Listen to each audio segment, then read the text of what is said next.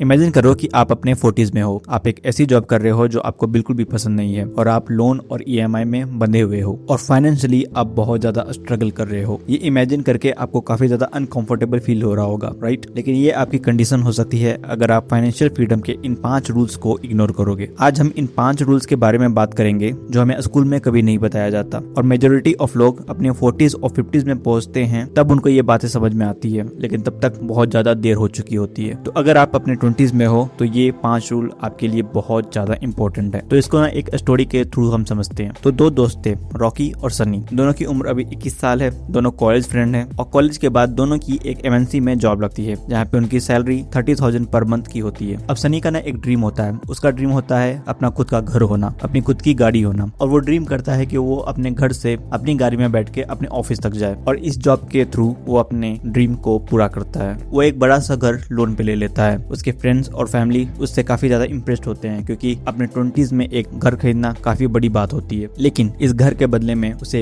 12,000 रुपए per month की EMI देनी पड़ती है। उसने एक कार भी लोन पे उठा ली थी जिसकी EMI 6,000 रुपए पर मंथ की होती है। उसके अलावा इलेक्ट्रिसिटी बिल, ग्रोसरी का खर्चा, बाकी सारे खर्चे 8,000 रुपए पर मंथ के हिसाब से बैठते हैं। और सनी को बाहर क्लब जाना, पार्टी करना या रेस्टोरेंट में खाना खाना काफी ज्यादा पसंद था और बाकी जितने भी पैसे वो इन सभी चीजों में उड़ा देता था और अगर कम पड़ते थे तो वो क्रेडिट कार्ड का भी इस्तेमाल करता था। और इन सारे खर्चों की वजह से मंथ के एंड में सनी के पास में 0 रुपए की सेविंग होती थी। लेकिन रॉकी वो लोन में बिलीव नहीं करता था। उसने पर्सनल फाइनेंस की काफी सारी किताबें पढ़ रखी थी, इसलिए वो जानता था कि लोन एक्चुअली में कंपाउंडिंग के अगेंस्ट काम करता है और आपके फाइनेंशियल फ्यूचर के लिए काफी ज्यादा रिस्की हो सकता है। रॉकी एक नॉर्मल से घर में रेंट पे रहता है जिसमें उसका रेंट का खर्चा 5,000 रुपए पर मंथ का होता है। उसके बाकी खर्चे 8,000 रुपए पर मंथ के हिसाब से बैठते हैं और रॉकी अपना खुद का कोई भी कार नहीं लेता है क्योंकि उसका मानना होता है कि कार एक डिप्रिशिएटिंग एसेट है। शोरूम से निकलते ही कार की वैल्यू काफी ज्यादा कम हो जाती है और जब आप अपने कार को बेचने की कोशिश करोगे तो आपको काफी ज्यादा कम वैल्यू मिलेगी। रॉकी को ट्रैवलिंग करना पसंद है लेकिन उसके लिए भी उसने बजट बनाकर रखा है। उसने डिसाइड किया कि वो हर महीने 3,000 रुपए का